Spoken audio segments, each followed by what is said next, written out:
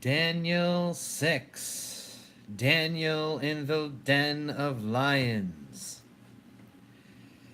It pleased Darius to appoint 120 satraps to rule throughout the kingdom, with 3 administrators over them, one of whom was Daniel. The satraps were made accountable to them so that the king might not suffer loss. Now Daniel so distinguished himself among the administrators and the satraps by his exceptional qualities that the king planned to set him over the whole kingdom.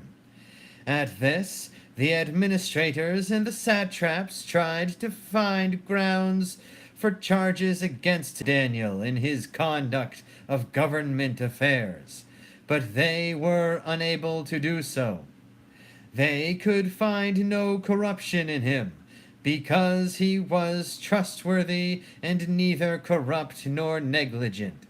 Finally, these men said, "We will never find any basis for charges against this man Daniel unless it has something to do with the law of his God."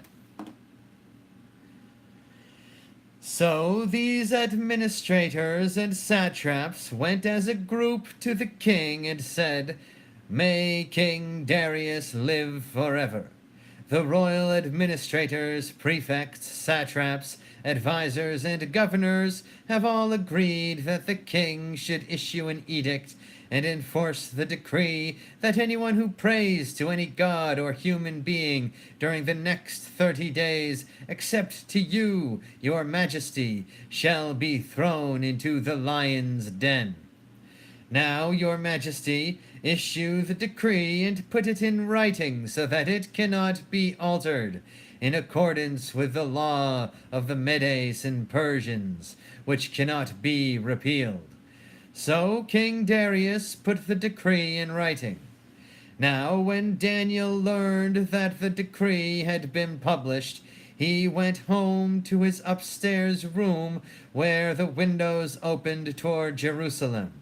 3 times a day he got down on his knees and prayed, giving thanks to his God, just as he had done before. Then these men went as a group and found Daniel praying and asking God for help. So they went to the king and spoke to him about his royal decree. "Did you not publish a decree that during the next 30 days anyone who prays to any god or human being except to you, your majesty, would be thrown into the lion's den?" The king answered, "The decree stands, in accordance with the law of the Medes and Persians, which cannot be repealed." Then they said to the king, "Daniel, who is one of the exiles from Judah, pays no attention to you, your majesty, or to the decree you put in writing. He still prays 3 times a day." When the king heard this, he was greatly distressed. He was determined to rescue Daniel and made every effort until sundown to save him.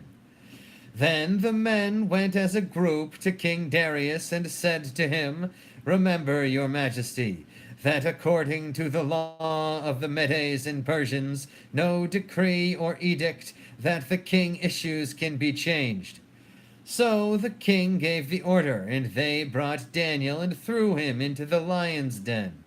The king said to Daniel, "May your God, whom you serve continually, rescue you." A stone was brought and placed over the mouth of the den, and the king sealed it with his own signet ring and with the rings of his nobles, so that Daniel's situation might not be changed.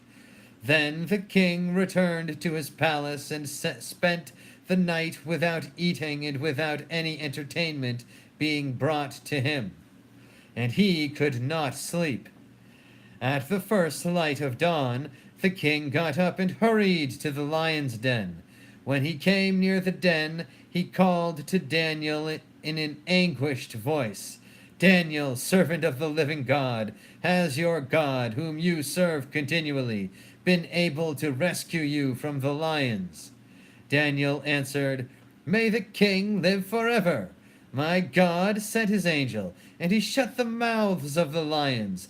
They have not hurt me, because I was found innocent in his sight. Nor have I ever done any wrong before you, your majesty." The king was overjoyed and gave orders to lift Daniel out of the den. And when Daniel was lifted from the den, no wound was found on him, because he had trusted in his God. At the king's command, the men who had falsely accused Daniel were brought in and thrown into the lion's den, along with their wives and children. And before they reached the floor of the den, the lions overpowered them and crushed all their bones. Then Darius wrote to all the nations and peoples of every language in all the earth, "May you prosper greatly.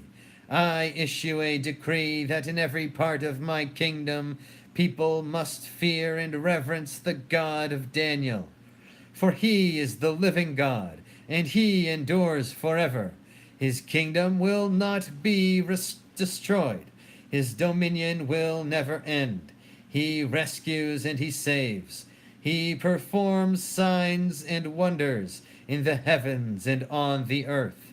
He has rescued Daniel from the power of the lions."